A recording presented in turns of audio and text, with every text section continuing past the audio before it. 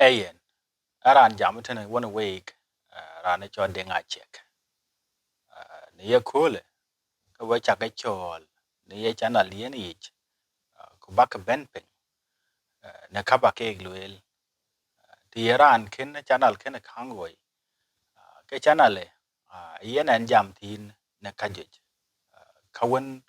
le bika yi read pio, ne pidu it, a guanella twin, kayinararel, kubaka quanjuk.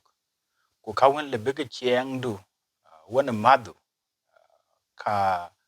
ka chiang du wana nya du na gok ka wana ting du le beke ye chok pin wala le beke yen charel ku ka jwi kok ka phira ran na pin nam aya ka luel ku ka aya ka luel na tong jur ka ye na cha tak mana da ka gen an be an be ka kwan ka ji nga ya aba ka ya luel etene nangu aya mit aya ka ke lo kwan mit ko tao đó cái rồi à chứ cái chắc cuối tuần đã của cuối cái tục à cha gang đến qua cha gang đu này à cái vậy coi bị cái này et thar vậy là chị mấy cái là à giờ ya luôn đã cái vậy coi cái diet cái bu cái phiêu hay nó tông đã anh ấy will duy cầu anh anh ấy ra này bên apet cái cá lê bay in cái rồi đọc khu cá lê bay in cái ran đằng đọc đó cái này nó cái chán này à chán bà ben jamon we na tông đã na kabla na no mit ku koy dit kok wen chi nim bat ne ke ka ke a ye jien ka choy welcome tene we mi dun ku tok tong da ka welcome na tong jur ka ye chol proverbs ai proverbs kuna ye tong da ka ye welcome wel kine ke lwelich a kine ke gerich a ye ke lwela go yin ke kidu jala yuktin ke ka wala bi yin ko na pi du ke ga golele randit ko kuida kichi me low tinga kaj a ting randit karer magdun piet a che dak ne yin kaka pane kuj pane ke a chen pan chene ja wo gol ka den karach ku bengi tok ku don ka den gol ka piet ku bu koy tok a chen ken riak ka kwen wun chok kwa da kul tok a chen ya kwat ka kwa da kul tok a chen ya ban cham ka tin kur e kule ku thau ka dit tene niak adagrot angwene jok done ka tin du pelway ne ka ngodin ka di de niak apet aman ka piet ran tiok kene yen ran chen pio a chia dier ne ka brandeng pen yenin durub a chen met kurandit kloy road ne ya kule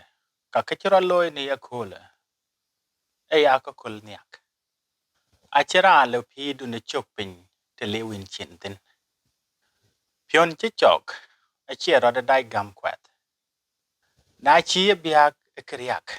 ka yin biak e ka gwir pelenyen bia yin ko dai ti to ka pelenyen bia yin ko kan ti to te che yin lo te jedit adagrot ayepit ku kai kan kuch ku kai ya bakok du koy cocktail ni yinom nyal ka ka ya koy dit ku chwo gorat pin baya ka tin kor karach ay koy tit kapiet du lo ray du pal ka yi chen lon piet dun cha gwayo koy dit chi diop angi tin de ke tin wen kor kek kumit a ku te bi kek dai tin nya yi tok ale belwet jej wit dor akor miede piu kutong akor dor ater kok ayeran ka kor kwater kok ayeran kor ran chinom ero piet ne kangich pinyenom eye toy tar ka kor ran chater ngich ashe dier nater niak yen ka piet ne ye kole pano mar ne ran on ka piet chelegin be yin ye ne attack achit baran tak ran kene konting tong apiole gojech kwaril tokech wur ale bi nyang kwat ku pelenyin achile bi nyangin kichi piondu niar eyene yenyendu niar ran kuj manyetik atawa kedit shorot yedor de teng kakunum kudwana rot chok ye dier de teng kakunum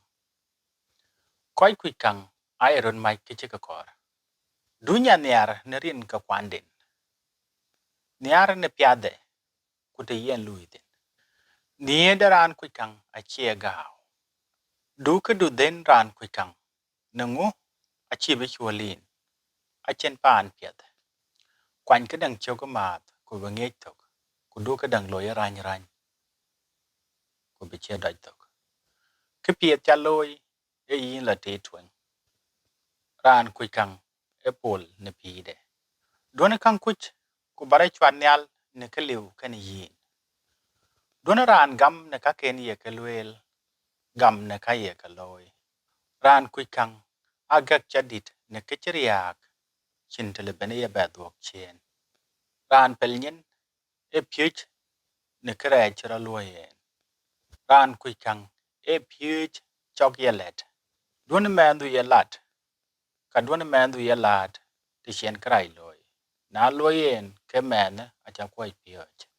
dulum karana nai a chie dier ne ke belwel ran mat ke mit ku koy dit che diop a chen kre je ye da yok don ran kuj kang jan ka lo na loy ke ka bi wel num ater don ran kuj kang dung mater na kudej kane tengej na loy ke ka bi luch ka wele abinok don ran kuj kang kon ne ke cheni belej ku tekin ne koldan ran che rod ye riu a che gop e yar a chen bain kor lomo wel komke nyaay ke piet bin rod kon ku chwade ke raj wei ke chen ke be konyi ka wele ke yeting ke chen amana tene yin we gieng da piu ku mit ko ne tong de gieng ku piu ku ke ne ke wel komke ka wela ka kol kwan ka gieng wen ye bai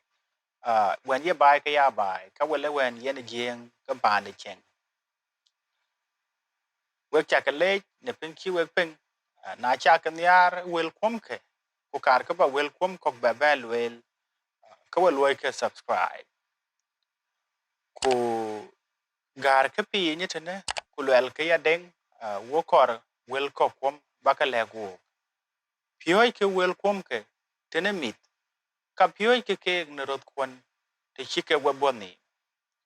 we cha ka le ku wo ba ben